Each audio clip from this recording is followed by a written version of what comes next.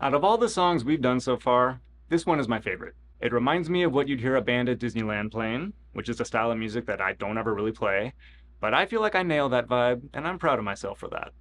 My part isn't that complex. It's the jazz hi-hat section and then two other parts that are both based off of the same rhythm. Can you guess where that rhythm comes from? Yeah, line 2 of the grid.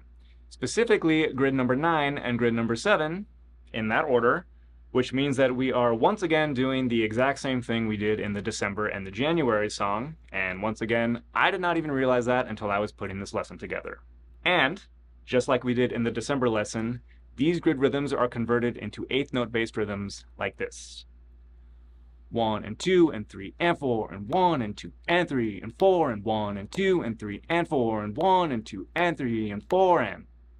Now, this song is swung, so that sounded a little bit different from what we've done before in the other songs that weren't swung, but it's still those rhythms. Let's explore. After the jazz hi-hat section, I played this beat.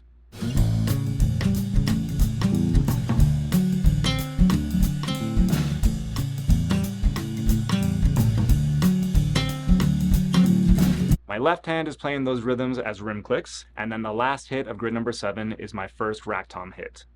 The next time I play this beat, the rim clicks get changed to snare hits, but it's still the same pattern. Following that beat, I do a little New Orleans style snare part that continues to accent those rhythms.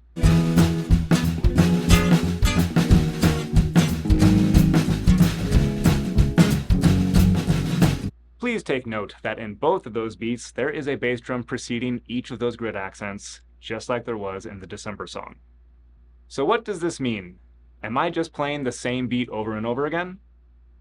I've been thinking about this and I don't think so. There are only so many different ways to combine rhythms from the grid, and some of them just happen to sound and work really well together, so they're used a lot. Let's listen to each part from all three songs again so they're fresh in our minds and see what we think.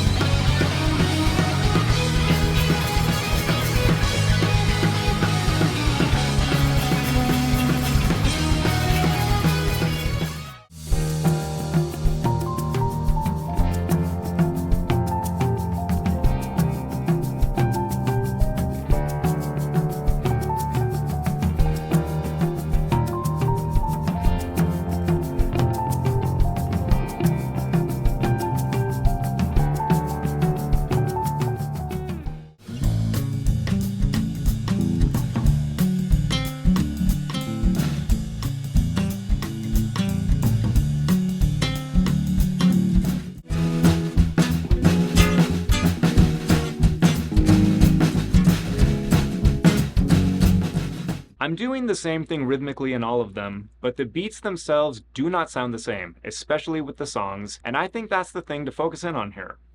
As we've discovered, when you break everything down, you find out that drumming is all kind of the same thing. It's just different rhythms put together with each other, but the way those rhythms are expressed makes them different.